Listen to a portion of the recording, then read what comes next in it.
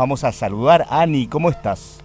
Hola Mauricio, ¿cómo estás? Muy bien, muchas gracias por este espacio. Gracias a vos, verdaderamente el tema, la oportunidad de abordar qué es y para qué sirve la educación emocional nos lleva a varias preguntas que queremos hacer y a algunas respuestas o nuevas preguntas que queremos escuchar, como para empezar, ¿no? ¿Qué son las emociones, Ani? Perfecto, si me permitís, se me ocurre primero, porque estamos hablando de educación, sí. y cuando se trata de educación emocional, nosotros nos referimos en principio a la Ley de Educación Nacional, que manifiesta que la educación tiene la obligación de brindar oportunidades para la formación integral de las personas y sobre todo brindarnos herramientas para poder definir cuál va a ser nuestro proyecto de vida, cuál va a ser nuestras metas, nuestros objetivos.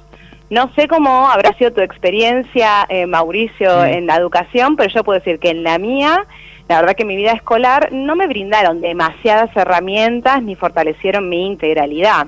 Y esto ocurre por varios motivos, no voy a echarle la culpa, pobre, a mis maestros que hicieron todo lo mejor por mí, pero sino que tenía que ver con el sistema educativo, en donde en general se le daba mucha más importancia a los aspectos cognitivos por encima de los emocionales, inclusive se lo llega a pensar por separado, como si esto fuera posible.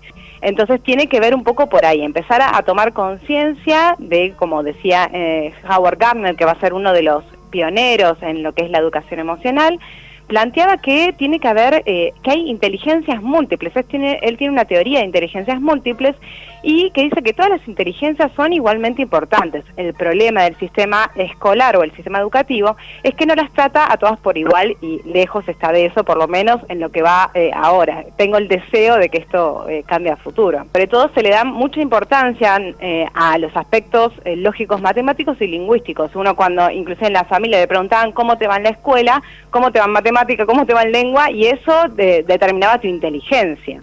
¿Nos podemos explayar un poquito sobre esta ley a la que estás haciendo referencia, Ani? Sí, esta es la ley de educación nacional, que es la 26.206. En lo que refiere a la educación emocional, hay una ley de educación emocional que la está lanzando el licenciado Lucas Malaisi, que ya por suerte es ley en Misiones y Corrientes. Okay. Que lo que propone es que justamente haya una sistematización de la educación emocional. Bien, y nosotros, aquellos que no hemos estado resguardados de alguna manera por esta ley y que hemos quizás tenido nuestra educación emocional como hemos podido a través de, bueno, de nuestros vínculos parentales, a través de amigos y a través de nuestra propia curiosidad, ¿cuáles son los elementos por los que uno puede educarse, puede acceder a esta educación emocional? En principio es esto, ¿no? Tener la curiosidad y empezar a darse cuenta que necesitamos de tener inteligencia emocional, que va a ser, por ejemplo, reconocer nuestras emociones. Una de las, el ABC, digamos, de la inteligencia emocional es el reconocimiento de las emociones, que uno puede decir, ay, bueno, yo estoy enojado, pero muchas veces es muy difícil identificar qué es lo que nos está pasando, porque no tenemos una práctica. De hecho, yo tampoco recibí educación emocional y la tuve que adquirir de grande. Por suerte es una habilidad que se enseña y se puede aprender. Por eso es educación emocional. Entonces, en principio, los que ya hemos atravesado la escolaridad, pero que tenemos la necesidad de mejorar nuestros vínculos, de inclusive bajar el nivel de ansiedad, de estrés, todo eso también nos los brinda la educación emocional. Entonces es primero reconocer nuestras emociones, saber qué es lo que estamos sintiendo, inclusive poder registrar, porque esto se siente mucho a nivel corporal. Cada uno lo puede sentir de manera distinta, pero por ejemplo el enojo, en general uno se puede dar cuenta cuando se empieza a tensionar, porque todas las emociones son energía. Entonces puedo empezar a tensionar la mandíbula, apretar los puños, se me puede poner un poco más roja la cara. Cada uno el enojo lo puede sentir en distintas partes del cuerpo, pero uno ya puede empezar a registrar qué es lo que le está pasando, y eso es una señal. Las emociones son guías que nos sirven para interpretar lo que nos está sucediendo. Si algo de lo que está pasando me está enojando, me está poniendo triste, me pone contenta, nos va a ir ayudando a encontrar las cosas que nos hacen bien y cuáles son nuestros objetivos en la vida, y en las cosas que nos hacen mal, de tomar distancia o ver qué cosas podemos hacer para modificar eso. En tu experiencia con el taller de emocionarios, trabajando con niños y niñas y también con docentes, ¿ves una una diferencia al momento de vincularse con las emociones? No te digo de intelectualizar, pero sí de reconocer las emociones entre los niños y las niñas y los adultos. ¿Hay algo que vos hayas notado diferente en tu experiencia?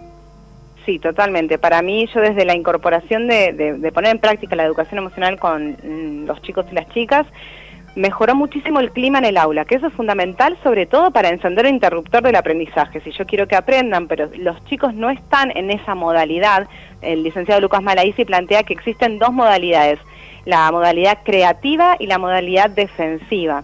Si yo no tomo en cuenta la emocionalidad de mis alumnos, probablemente varios de ellos puedan estar en una modalidad defensiva porque están tristes, están enojados y no están disponibles para aprender. Desde que empezamos a poner en palabras lo que sentimos, inclusive cómo necesito yo que me ayuden. Una de las preguntas que solemos hacer es ¿en qué te puedo ayudar? O ¿cómo te puedo ayudar? Y eso nos permite conocer que no todos necesitamos las mismas cosas.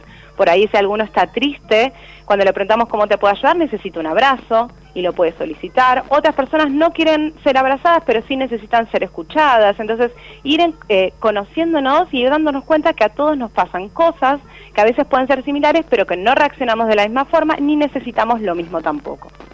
Sabes que te escucho y sigo pensando en esta brecha gigante entre los niños y las niñas que pueden tener un acceso más cercano a este tipo de herramientas y nosotros que no hemos tenido este tipo de educación. Por eso te pregunto cuáles son estas emociones. Hablamos en un momento de tristeza, en otro momento de enojo. ¿Hay una posibilidad de catalogar a las emociones?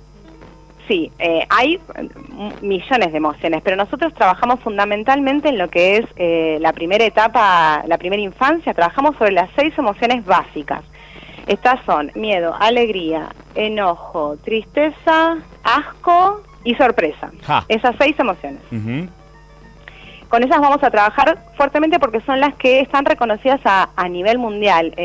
Paul Ekman hizo un estudio sobre la expresión de las emociones y dice que les mostraban una imagen y cada uno podía reconocer a través del gesto de la cara qué emoción estaban sintiendo. Esas son las 6 emociones que son a nivel global, mundial. Todos sienten esa misma emoción. Que son reconocidas a través de los gestos. Entonces, una de las herramientas también que trabajamos con los chicos y las chicas es el reconocimiento facial de la emoción. O sea, qué cara ponemos cuando nos enojamos. Si bien un poco jugamos, digamos, a que hacemos esa expresión, nos permite ir poniendo en práctica, ir viendo que cuando uno frunce el ceño puede ser una determinada emoción, como ir empezando a registrar en lo corporal, en lo gestual, también la interpretación de las emociones. Y Alanis es docente, tiene un postítulo en Educación Sexual Integral, una especialización en Educación Emocional y estás en distintos lugares dando el taller Emocionarios en el cual vamos a ingresar también en algún momento, vamos a hablar más detalladamente sobre esto. Es súper interesante esto en el territorio de la niñez. Sí, me sigo preguntando, que es en algún momento algo que me gustaría conversar aquí con vos. ¿Qué pasa con aquellos que no hemos tenido esta educación, que quizás tenemos truncas este tipo de herramientas al no tener una formación en las emociones? Hablo de los adultos. Sí, total. Bueno, en los adultos, inclusive puedo hablar en caso propio, yo he tenido grandes niveles de ansiedad y la educación emocional a mí me ha servido para identificar qué es lo que me está pasando y encontrar qué cosas son las que me relajan. Por ejemplo, si yo empiezo a sentir que me falta el aire o que me siento así con el cuerpo un poco tenso, me doy cuenta que, me estoy poniendo nerviosa por esto, lo que necesito es esto. Buscar siempre la emoción nos da como una pista más de saber qué es lo que nos está pasando, que en general eso es lo que pasamos por alto. Pues uno no se pone a pensar qué es lo que está sintiendo o de dónde viene esto también. Entonces, los adultos no estamos perdidos en este tema, la verdad que tenemos la posibilidad de ponerlo en práctica, yo doy fe, puedo ser testigo de que en mi vida me ha ayudado muchísimo. Sí, clarísimo. Ani Alanis, qué placer, qué gusto hablar con vos. Vamos a repetir este tipo de conversaciones en algún momento y lo vamos a disparar a algunos lugares que pueden nacer en esta conversación que hemos tenido o en otras dudas, en otros interrogantes que van a surgir. ¿Te parece? Perfecto, me parece buenísimo. Un placer estar con vos.